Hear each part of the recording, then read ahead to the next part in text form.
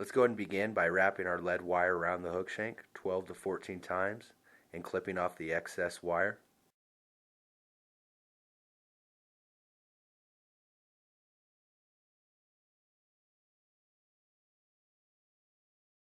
And go ahead and push that wire into the back of the bead and clip off the excess wire. Adding lead wire to this fly will do three things. One, it'll help set the cone against the eye of the hook. Two, it'll help create a segmented body. And three, help create additional weight to the fly.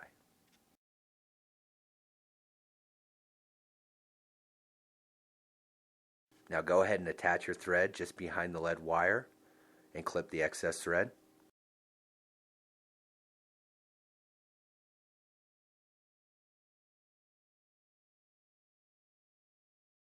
Now go ahead and advance your thread forward, covering up the majority of the wire and creating a thread dam just behind the wire. Now advance your thread back towards the bend of the hook just above the barb.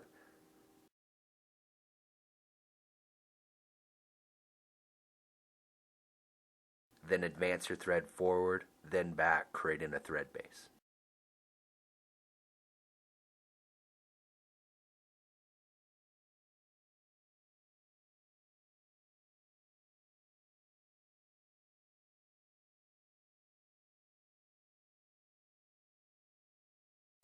Go ahead and prepare a 4-inch piece of sparkle braid and attach it at the base of the lead wire with secure thread wraps. Now advance your thread back towards the bend of the hook, securing the sparkle braid to the hook shank as you wrap. Now advance your thread forward with your thread hanging just in front of the wire and prepare a 4-inch piece of chartreuse ultra wire and attach it on the near side of the hook shank. Now begin to advance your thread back towards the bend of the hook, ensuring that the wire stays on the near side of the hook shank as you wrap. Now go ahead and advance your thread forward, then back, creating a smooth thread base and securing all the material onto the hook shank.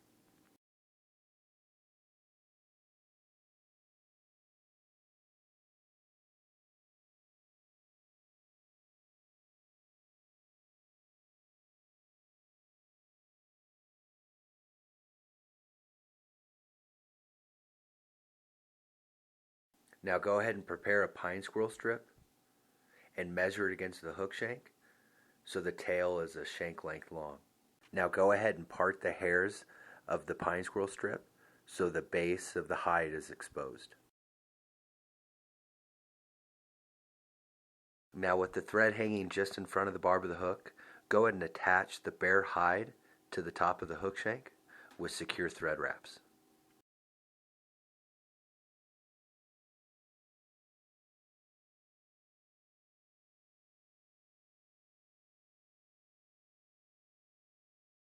Now lift up the pine squirrel strip and advance your thread forward so your thread is hanging about 2 eye lengths behind the cone.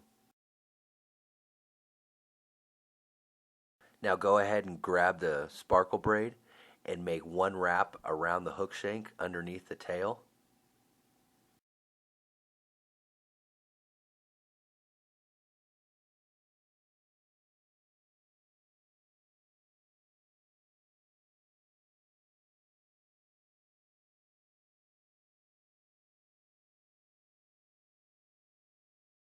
Now lift up the pine squirrel strip and begin to wrap the sparkle braid around the hook shank, making sure that each wrap lays next to the previous one.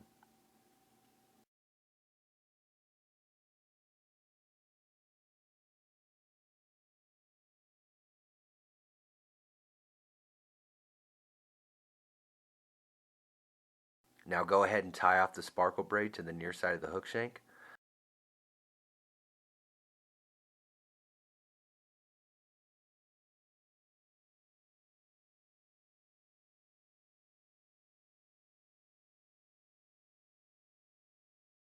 Now clip off the excess sparkle braid as close as you can to the tie down point.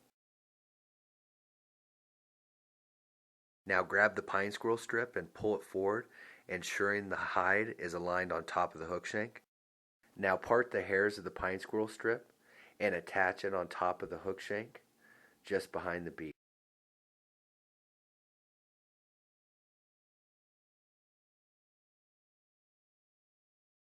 Now clip off the excess pine squirrel strip in front of the tie down point, but save that piece for a later step. We're going to use the wire that we attached earlier to create a rib of the fly, but to also secure the hide of the pine squirrel strip to the body. Let's start by making our first wrap of wire right on top of the initial tie down point at the tail. As we create our rib, it's important not to bind down any of the fibers of the pine squirrel. So we want to use a bodkin needle and actually part the hair so the hide is exposed prior to wrapping the wire around the hide.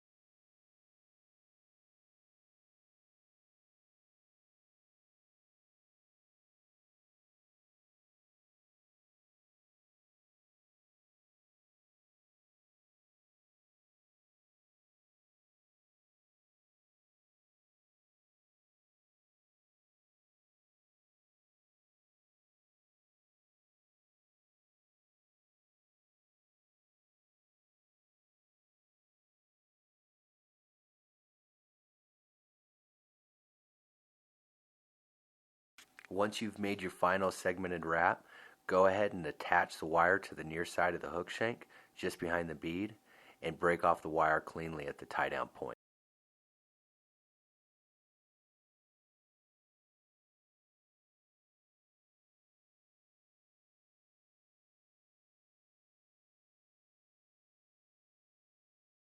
Now go ahead and create a secure thread base that is about 2 eye lengths behind the cone.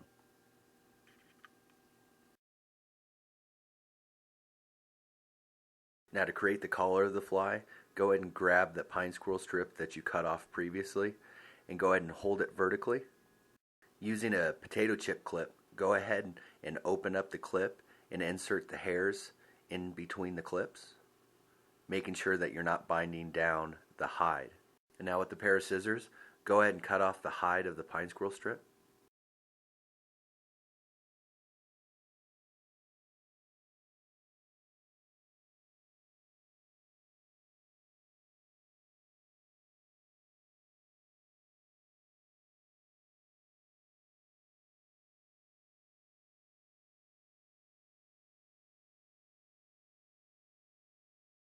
Now go ahead and create a dubbing loop that is about 6 inches long.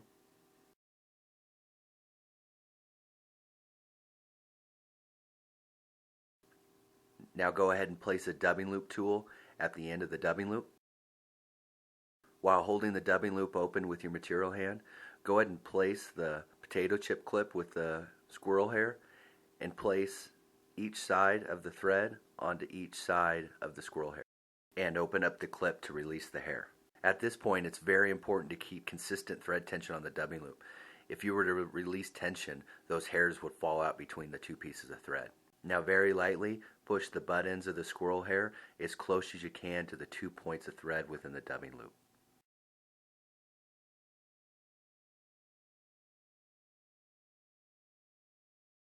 While holding the dubbing loop tightly just below the hairs, go ahead and begin to spin the dubbing loop tool. As you release tension from the dubbing loop just below the hair will begin to spin. Now continue to spin the dubbing tool and run your fingers up and down the squirrel hairs to ensure that any loose hairs come off. Now grasp the dubbing loop with a pair of hackle pliers and begin to wrap it around the hook shank, making sure to palmer the hair back towards the bend of the hook as you wrap forward.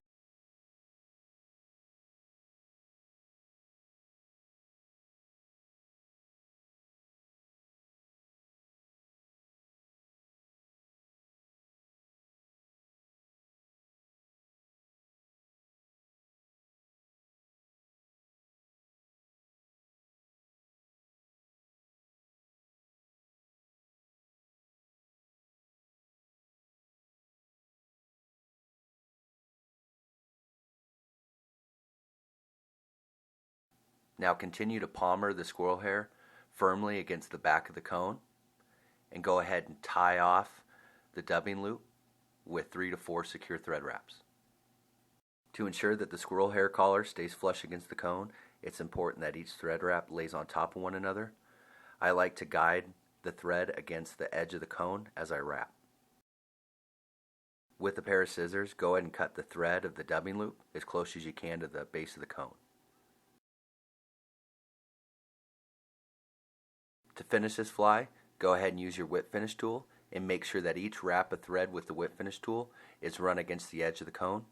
This again will help ensure that the squirrel collar stays flush against the cone. And clip off the excess thread. At this point, you want to ensure that the tail of the fly is a shank length long. So go ahead and pull the strip of pine squirrel forward and cut the hide right in line with the base of the cone.